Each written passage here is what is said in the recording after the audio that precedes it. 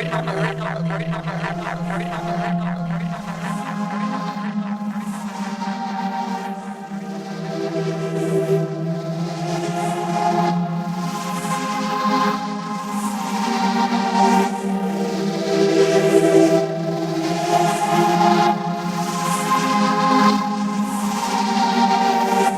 considerable percentage of human beings are asleep, always, and many are awake. And so if the world soul is made of the collective consciousness of human beings, then it is never entirely awake.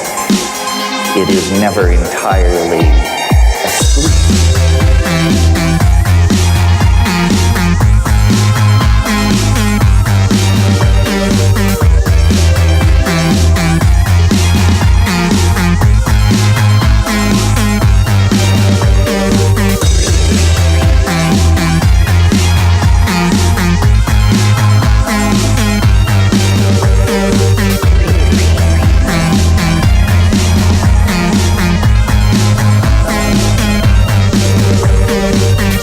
Existence, the physical universe, is basically playful. There is no necessity for it whatsoever. It isn't going anywhere. That is to say, it doesn't have some destination.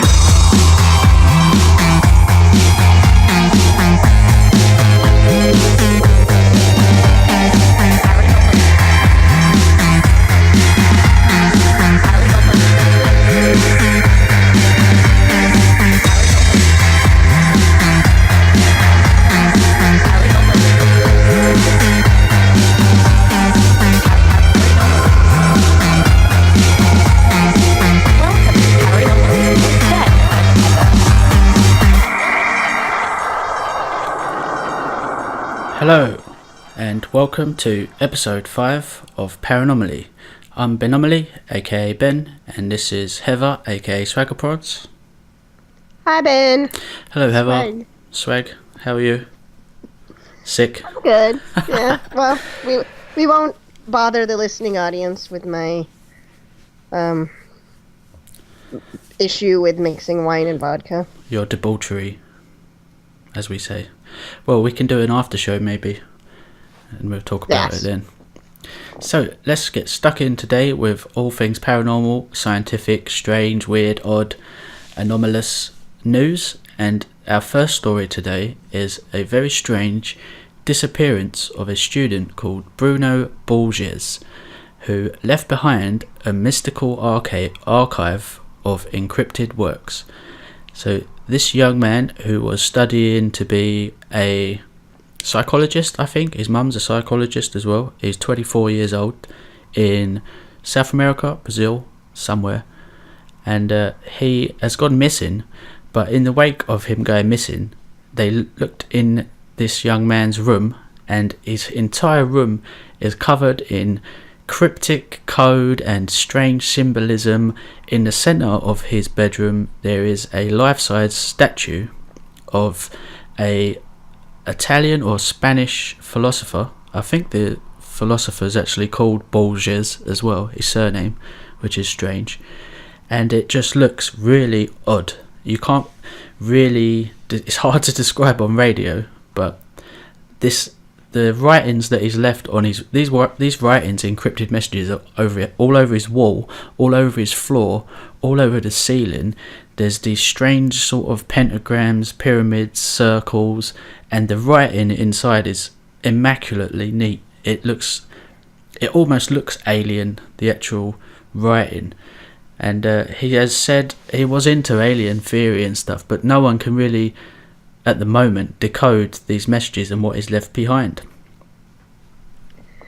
Yeah, that's the thing that stood out to me first, was the immaculate handwriting. Yeah. Because I'm sure you've written on an unlined sheet of paper, and just to do it, right across without those guides is hard enough, and this is ceiling to floor. Yeah. So your perception, there are artists, clearly there are people that are way better at, judging perception than I am. But Yeah, that's very strange. Giordano Bruno is the statue that stands. It's so there's one desk, but it's white, so it kind of just blends in with the rest of the room. Yeah. So aside from anything else, this immense statue, it looks like a life-size statue that apparently he had bought with his father, of Giordano Bruno, he proposed that stars were just distant suns surrounded by their own exoplanets, and raised the possibility that these planets could even foster life of their own.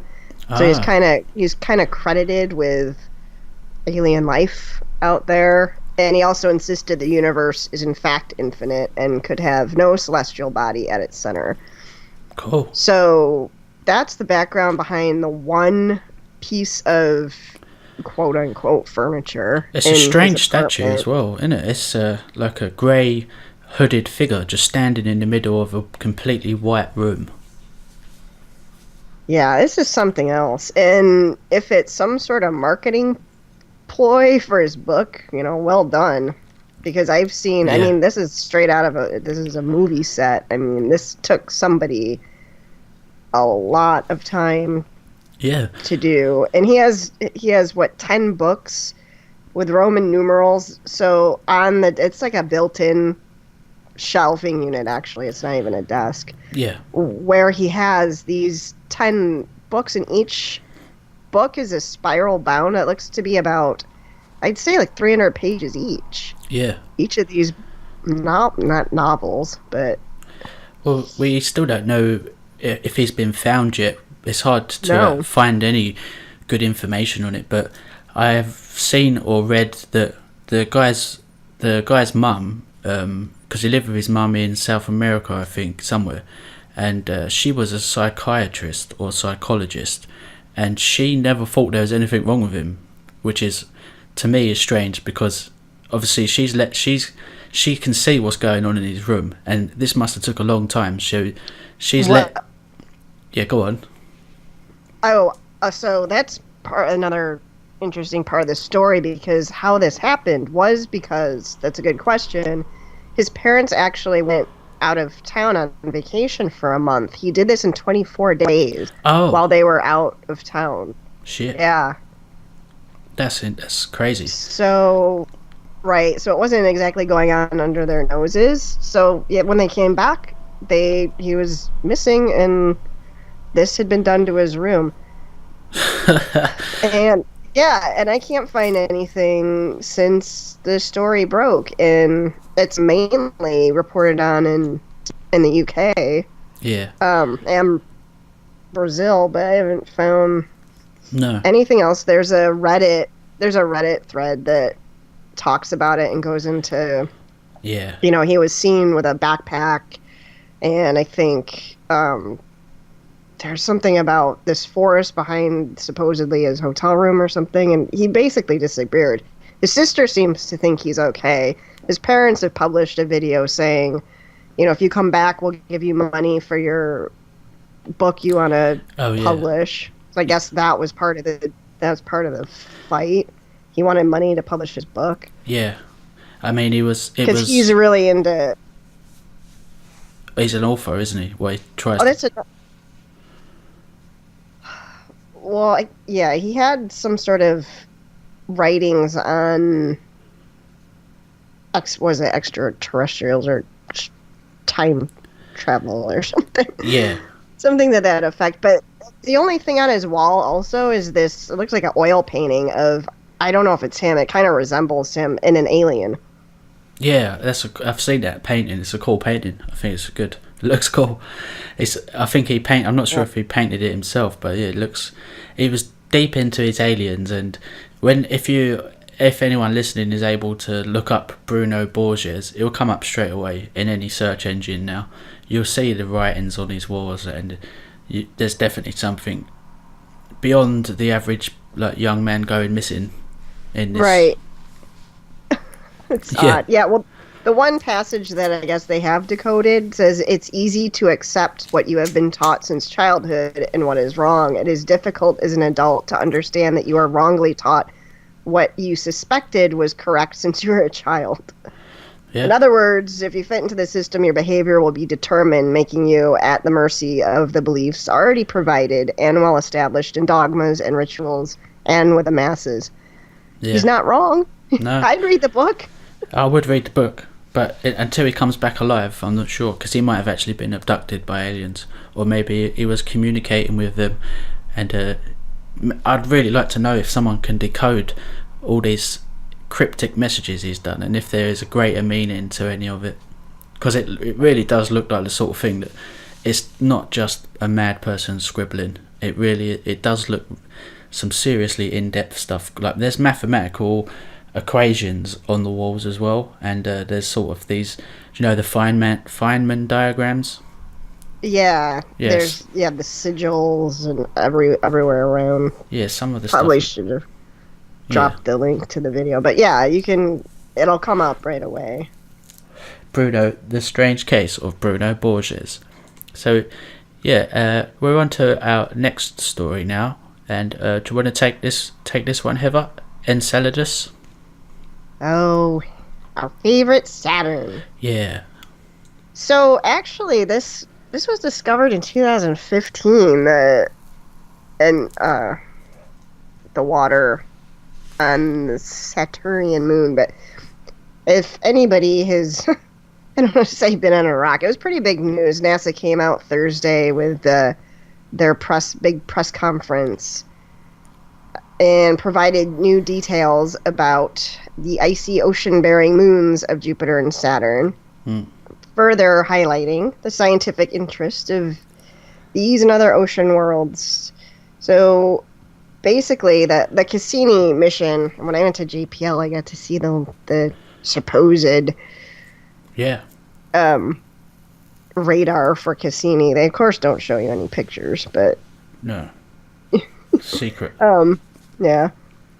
So they announced basically that the form of chemical energy that life can feed on appears to exist on Saturn's moon, Enceladus. Yes, Enceladus is how you say it. Enceladus. I was like, I am saying it sounds like a Mexican dish when I say that. Right. You can say Enceladus, but then it's like enchiladas. But then you'd be wrong. Yeah. Well, it's, I think Americans might say Enceladus. I'm not sure, but I know I've seen British videos and they call it Enceladus. So that's the real English. Yeah, I'm giving you that. Yeah, that's the correct.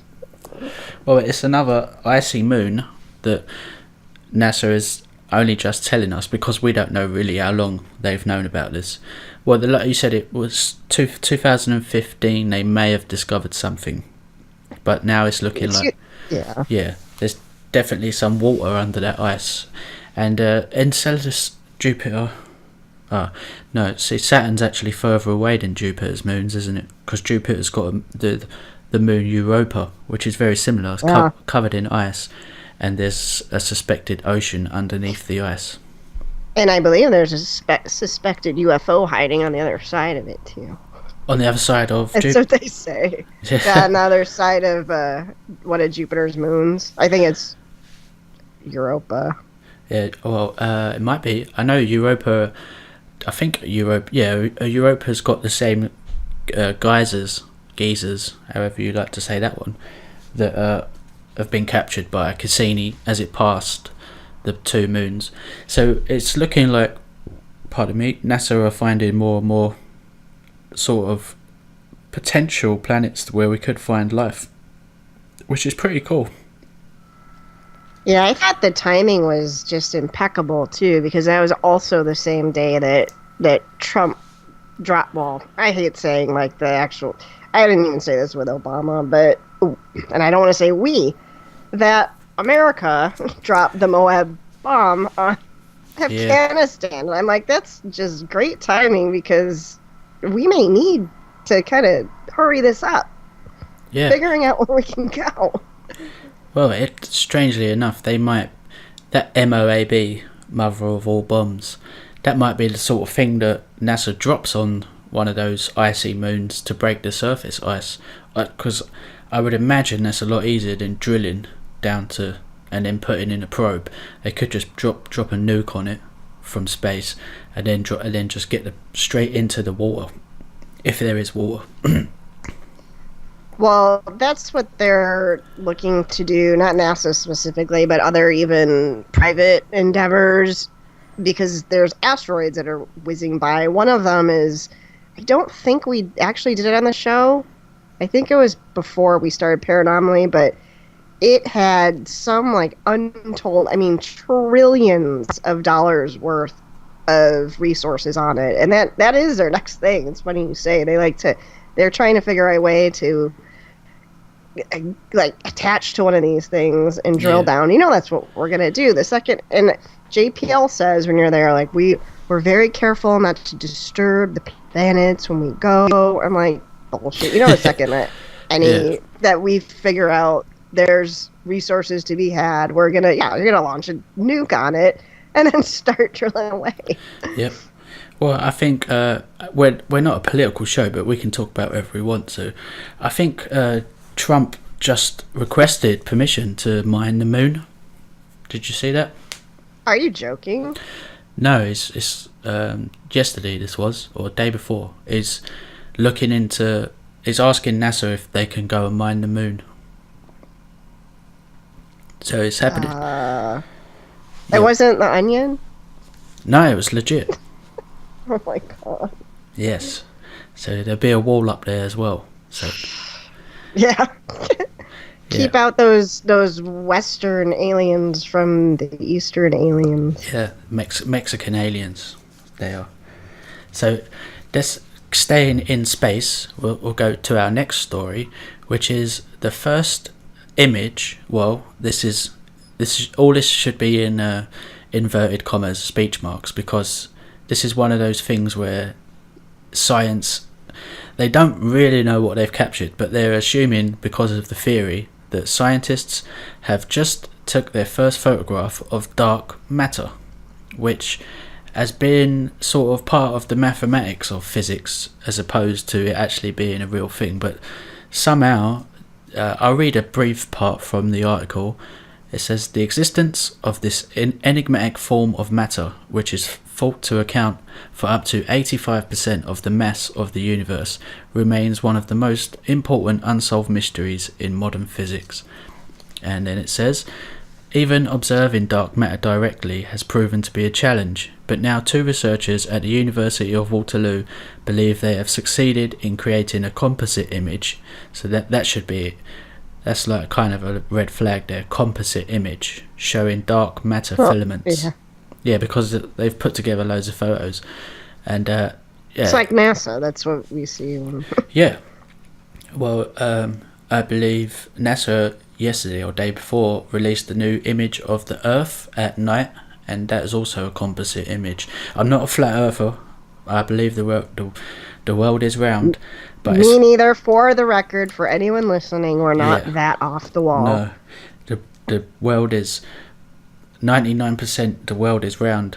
However, there is a strange lack of real images of the Earth from space.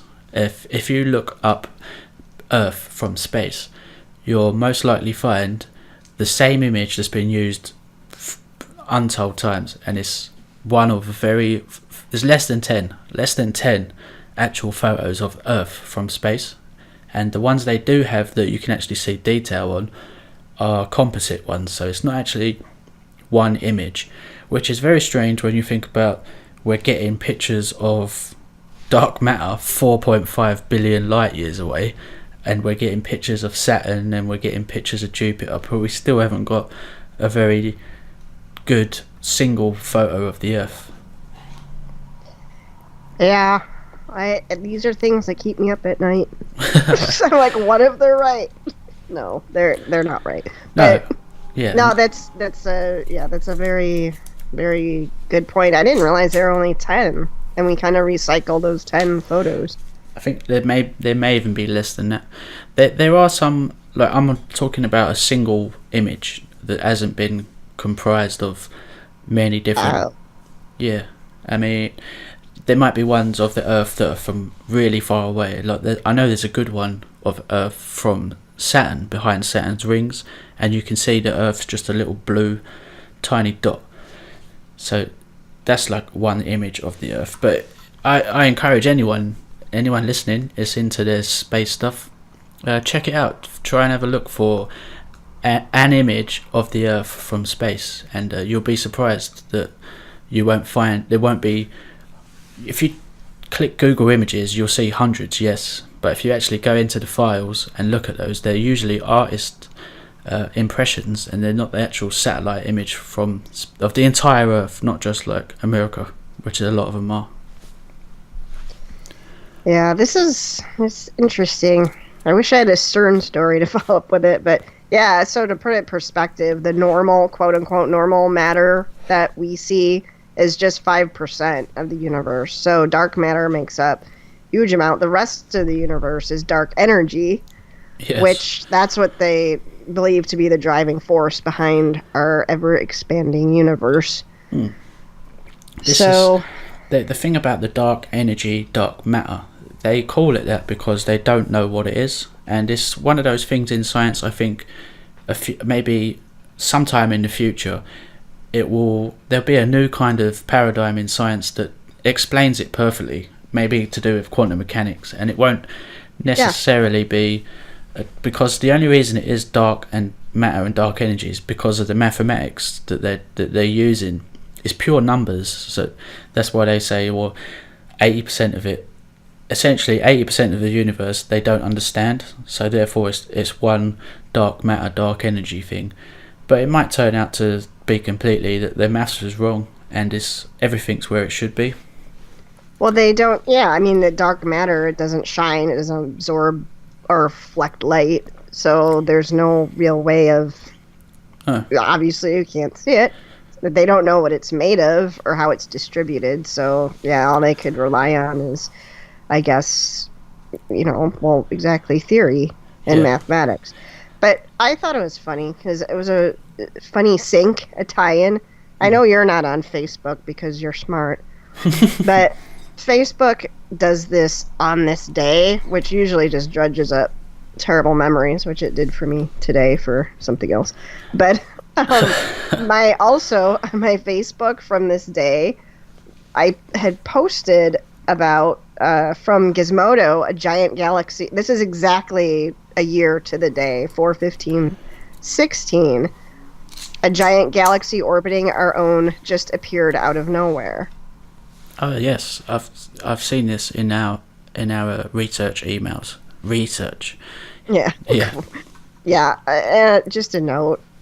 I don't want to break anyone's heart, but watching YouTube videos is not research. No. Which you had a good point. You had brought that up. Yeah. Well, in a way it is, but yeah, go on, carry on. I know. I know exactly what you mean. Yeah. So this was a year ago. They spotted this humongous galaxy orbiting our own. So it tied in well, and it's called Crater 2, by the way, if anyone wants to go. Well, the galaxy... Lest you think I'll be lying. But I asked my dad about it, because my dad's an amateur astronomer and also wrote a book on quantum mechanics in the 80s. Cool. And he said, what he said on this ties into our dark matter more than that, the actual galaxy. But he said this is a very interesting discovery. Two obvious reasons for the difficulty and tardiness of this discovery, which ties into the dark matter, the same thing. In addition to our local group of galaxies, is the dimness intrinsic to the luminosity generated from the galaxy itself, or is there dust in between, absorbing and filtering the electromagnetic field radiating from the galaxy? Yeah. And what frequency is the galaxy radiating? Was it difficult to identify because it blended in with our own galactic plane? How is this interacting with a halo of dark matter which surrounds our galaxy? Is the dim galaxy some intermediary form of matter between dark matter and our own familiar baryonic hydronic matter, which I guess is that 5% that you can see. Yeah. Which comprises the visible part of our galaxy. Yeah, that's the 5% you can see. These are some of the questions astronomers and physicians, I hope not, physicists will be concerned with and will result in some famous papers and possible Nobel Prizes.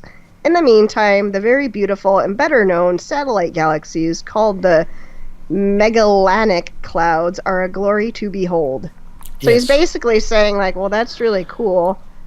You know, there's a couple of interesting questions to ask because of the dark matter. Did that impede them finding it? And and basically, like, you know, why don't you look at your own damn galaxy? It's pretty cool. Yeah. I like how you summarized your dad's, like, really intelligent paragraph too. That's basically, he's saying that's really cool.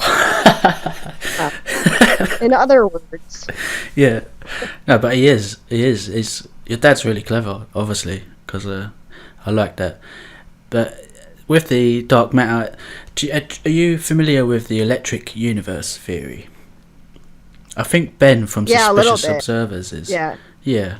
So that would that would kind of explain away the dark matter thing.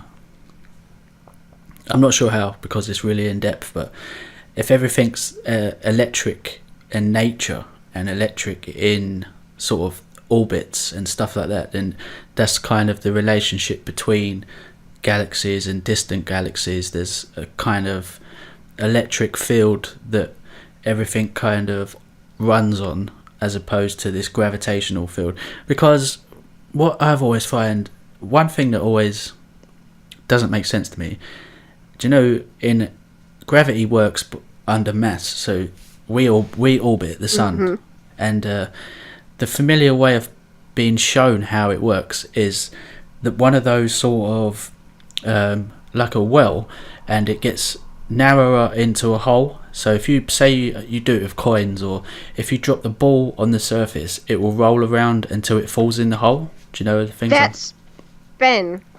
Yeah. Remember episode 1 when I was trying to explain my ayahuasca journey? Yeah. And I said, you look up and there's like the grid. That's exactly what I was trying to describe. It's like, yeah, I know exactly what you're talking about. Yeah. It's like, well, it's like a square, and then it comes down into a cylinder, sort of. Yeah. Yeah, like at the science centers, the kids, you put that ball and it like rolls. That's it.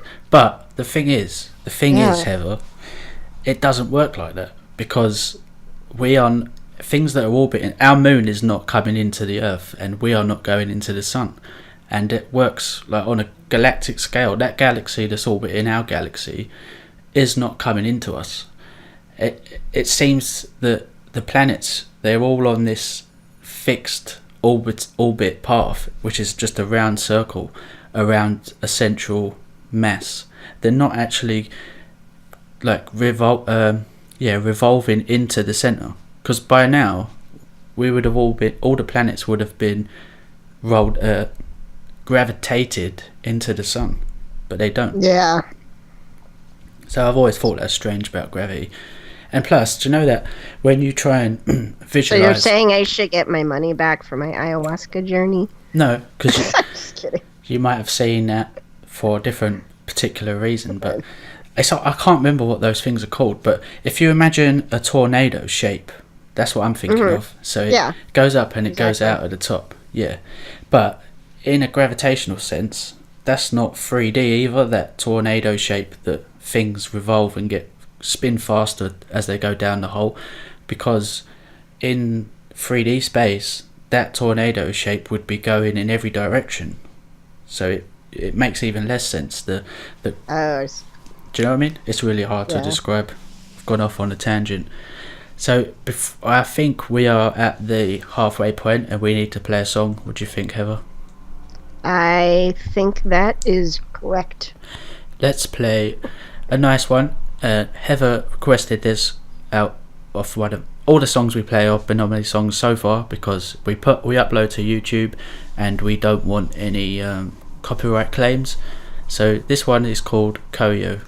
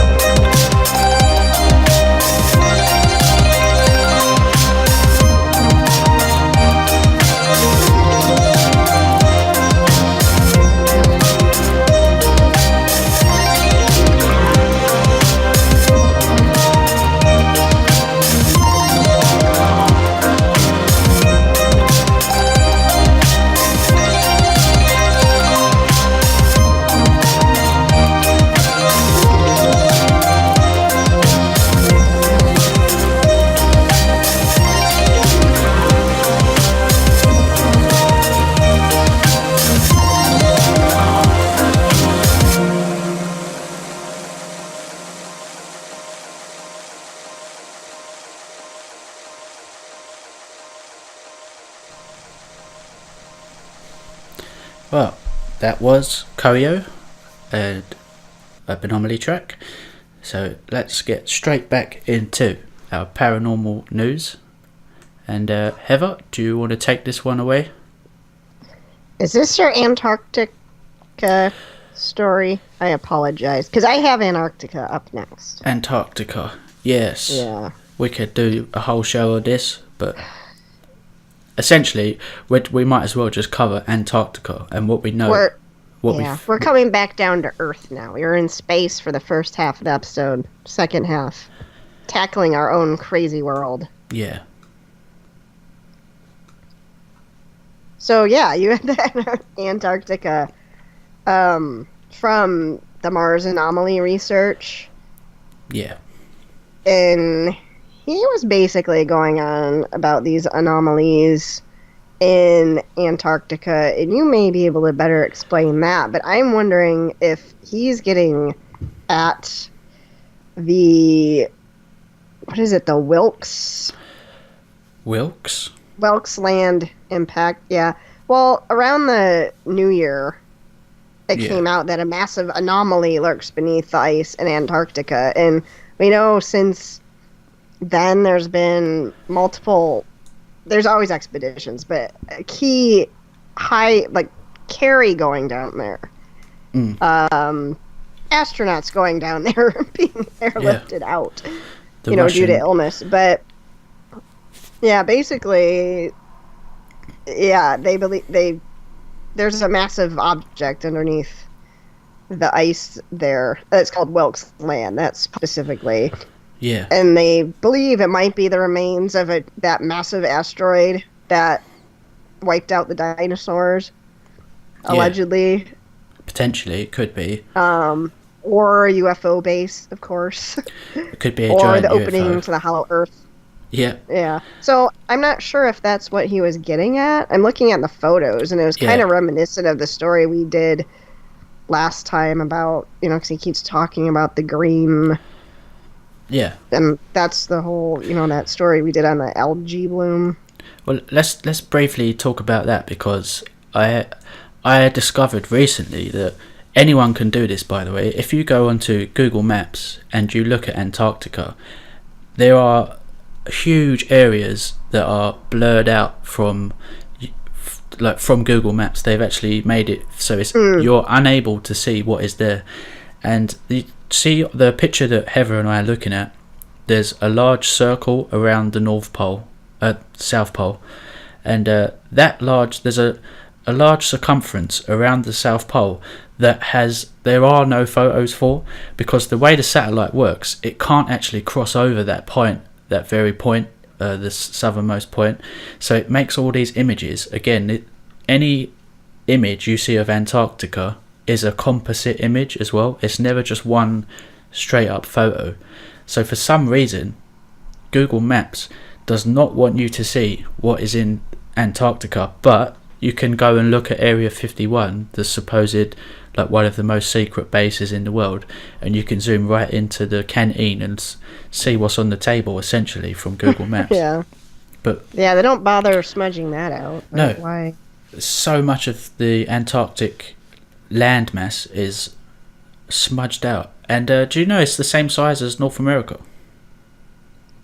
I didn't know that. I think that North America, like the USA and Canada, the whole? I think so. It's huge. It's a lot. That seems about right. It's a lot bigger than what I thought it was, because of the maps that we see. Because we don't always see the way that we see a map is usually with the UK's in the middle, and then you've got the West and the East. But obviously the world's a globe, so there's no reason anymore for the world maps to actually look like that.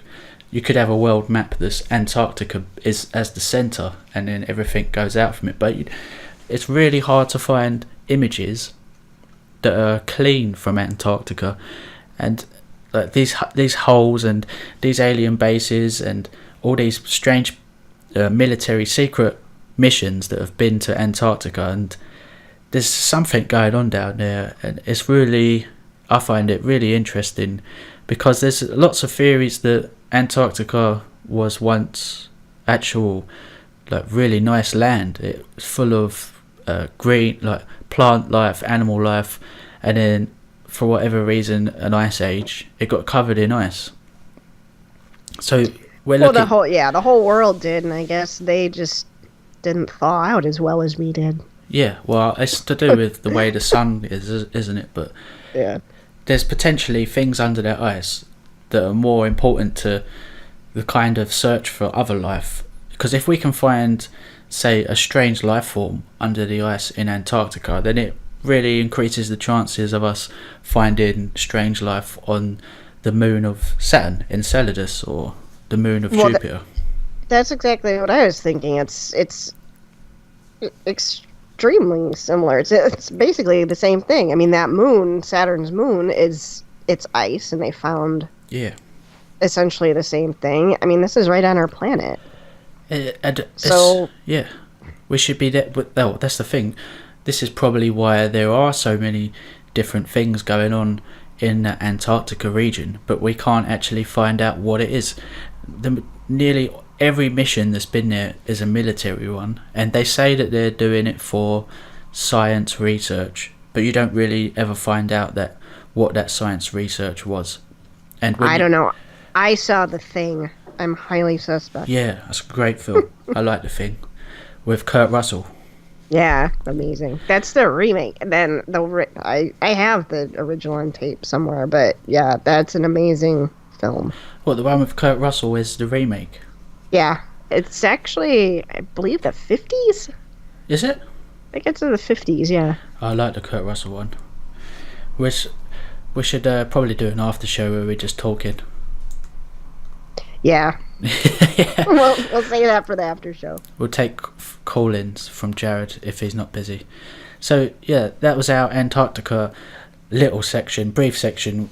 We could do a whole show on it and going into all the different missions.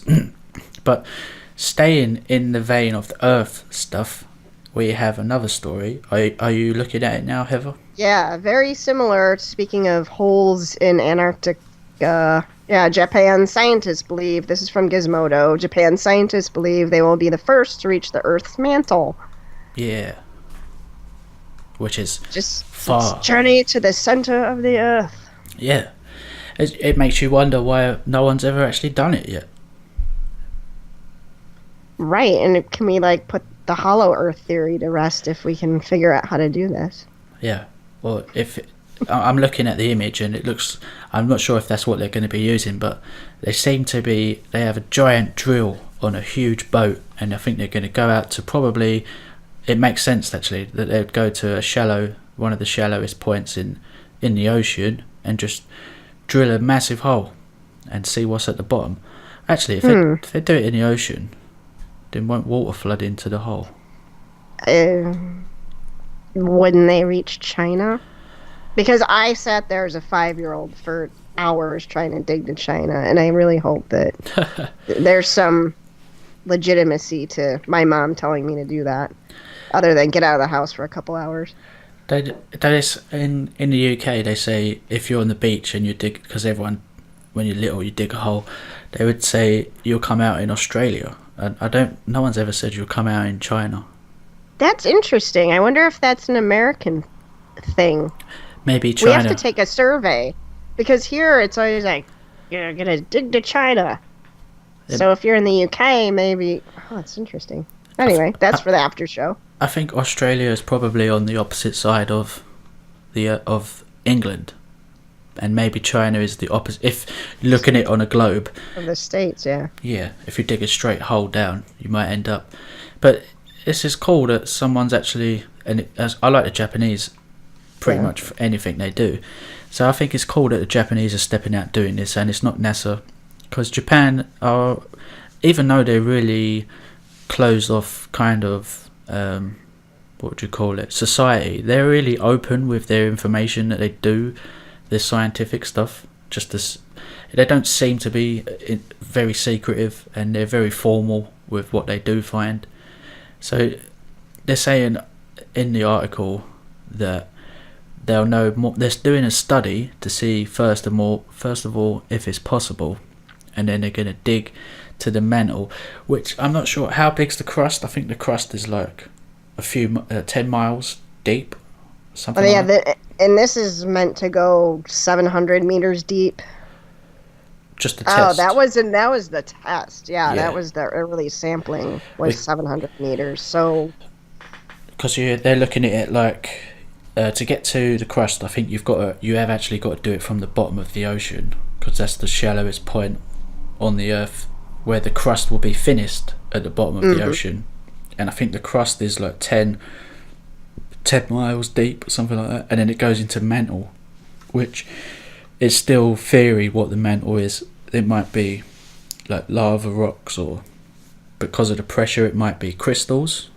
I mean, there's a Japanese theory that the center of the Earth is actually crystals, entirely made of crystal. Interesting. Yeah, in school I remember always learning it was molten lava, but to the center of the Earth is about 4,000 miles. Yeah. So we'll never get there. It's interesting. Yeah, how I wonder what is there.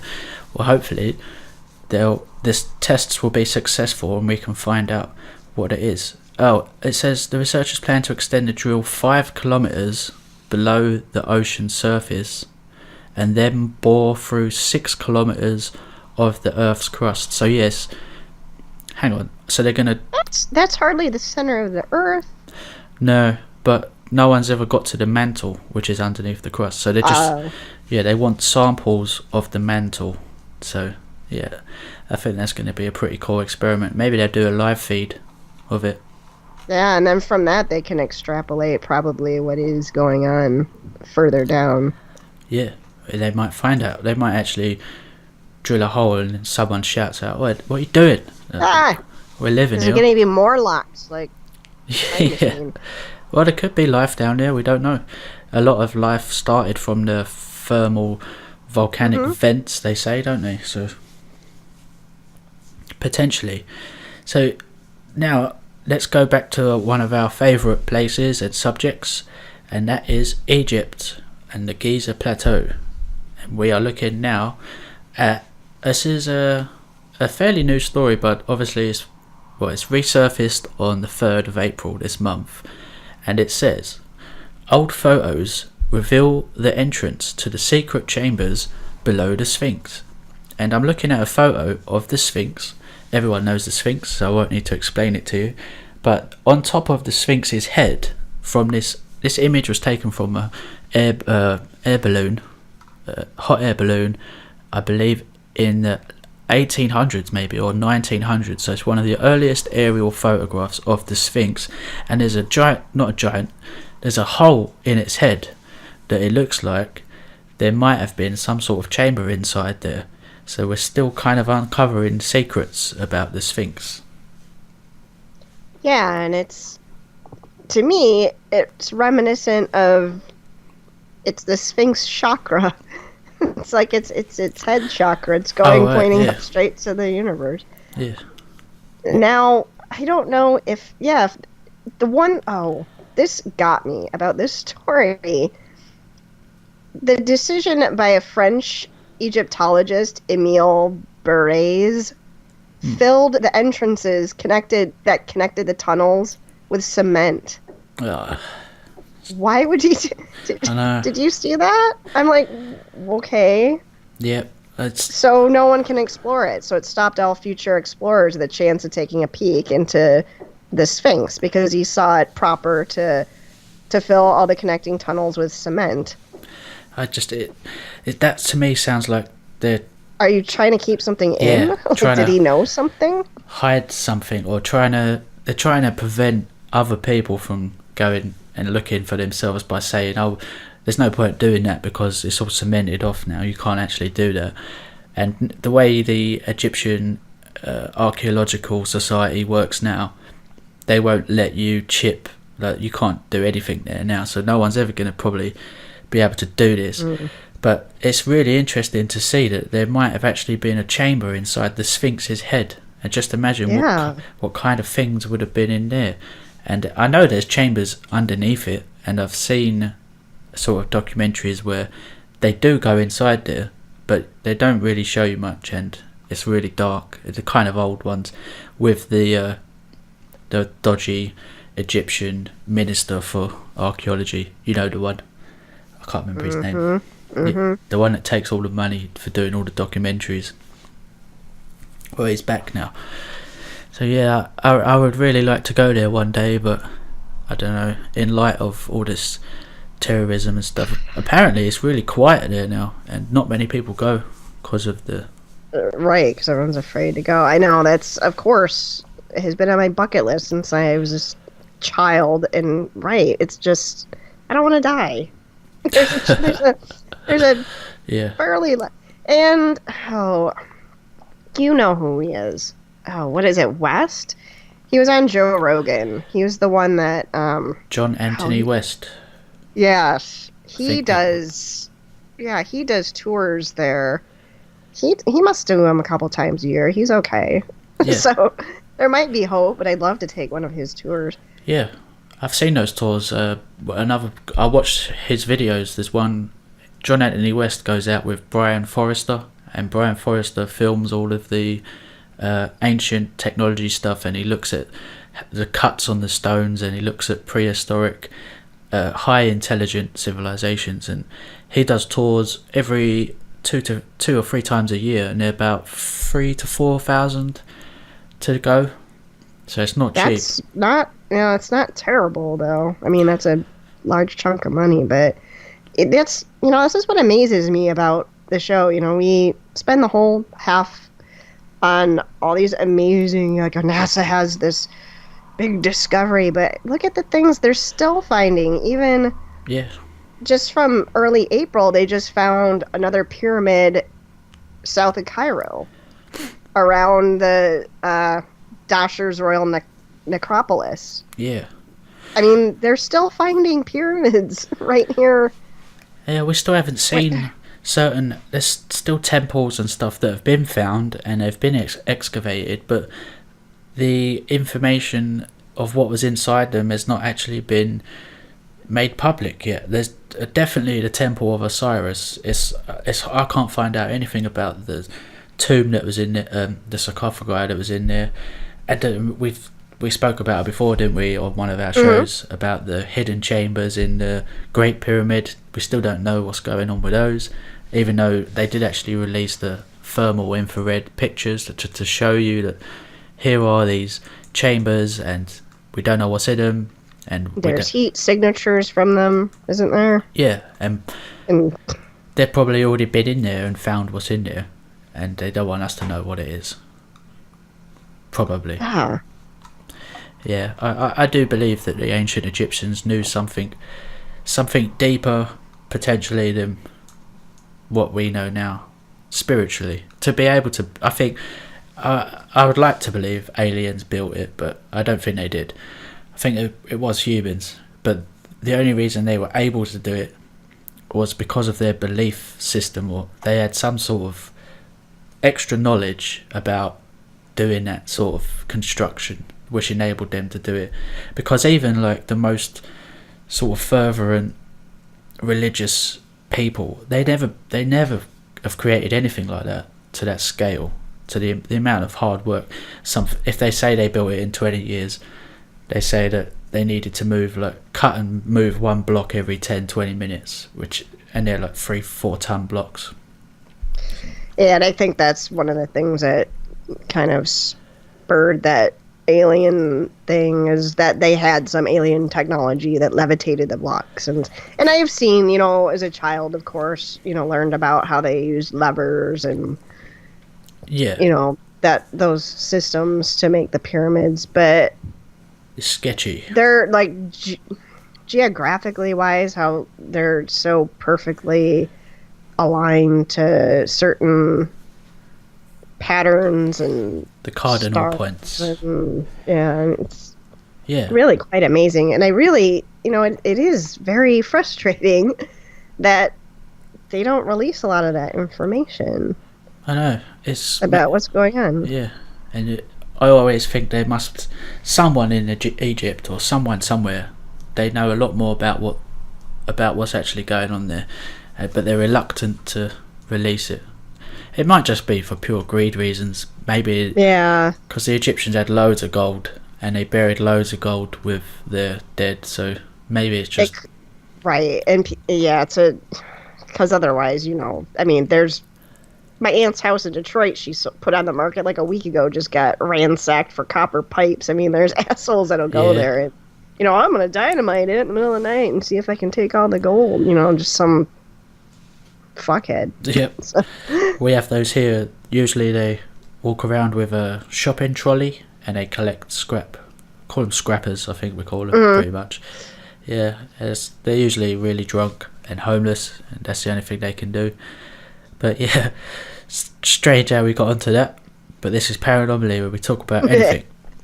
So Heva, would you like to just take us onto our next story? And it's a good story today because it's Easter weekend, where we celebrate the life of Jesus the zombie.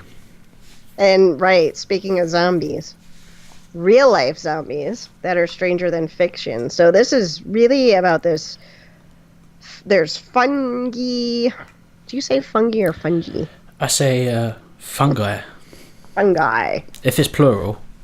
You're right, fungi. Yeah. Viruses, bacteria, they have evolved to be able to transmit to one host or another and basically make ants and such, these little walking zombies. And it's very, very disturbing because theoretically, what's to stop that from evolving into something that could take on a human being or an animal? Go on. So the ants die and this fungi or this fungus gets into it and it makes it somehow turns it into a zombie, literally. Right. So this scientist was in French Guiana, which that place seems to come up with all kinds of bad shit. I think that's like where Ebola was really rampant. So they found cadavers of insects that were parasited. They clamped to hide vegetation. And then they have this like horrendous spore-bearing body projecting out of its skull. Ugh. Oh yeah, I've seen it. I'm looking at it now. Yeah, it's quite disturbing. It's Ophiocordyceps fungus. Yeah. And it basically takes over these ants and it kills them and then it kind of controls them. Yeah, I think it controls them to enable it to spread to another ant. It says something like it makes the ant lock up on a leaf so that and its jaws clenched in this like really. Yeah. So maybe I think it does that because I think I might have heard about this before. I think it does that so that it can get captured by a spider, so the ant can get eaten by a spider or a bird, and then the zombie virus bug fungus can actually spread that way. I think I'm reading. Yeah, and I found it interesting further down in that story. The same sort of phenomenon's happening with frogs. And they call them sex zombies. So there's another virus that they found these frogs, these Japanese tree frogs in South Korea, the scientists discovered that they get this fungus and they don't seem to be dying off from it when it's infected. Yeah. But basically, they listened to the mating calls of 42 tree frogs and realized that 9 were infected with this virus, and the calls were faster and longer, making them more attractive to potential mates. Oh yeah, I've seen it now. Sex zombies. Yeah, so basically it's kind of working for the better, but it also spreads the virus because these newly sexified zombie frogs are the ones getting laid, spreading the virus to other frogs. That's a strange virus, isn't it? If it makes you like more sexually attractive, and because that really would be a good way to spread it, rather than because obviously that's a really clever fungus. That's a real smart fungus. Yeah, that might be the way we go. That might be the end of humanity. some sort of clever fungus will be the inheritor. AIDS. Yeah, but I don't think that makes you more attractive, does it? Oh no, I see Yeah. the point. No, I'm just saying that's a smart way of killing off humanity, as some sort of sex. Sex drug. Something you catch from having sex. It's like, Yeah. that's sure to get these assholes. It's kind of bad to say, but the majority of AIDS cases are from homosexuals and from anal. So maybe there's some sort of natural sign there. But we've gone off on one, and do you want to do an after show, Heva? Yeah, why not? We'll end this here. So thanks for listening, everyone, to episode 5 of Paranomaly, and we will see you again in 2 weeks' time. And if you're listening live, stay locked, as we're going to do an after show. But I will end this stream now. So thanks, everyone. See you later, Heva. Thank you. Bye, Ben.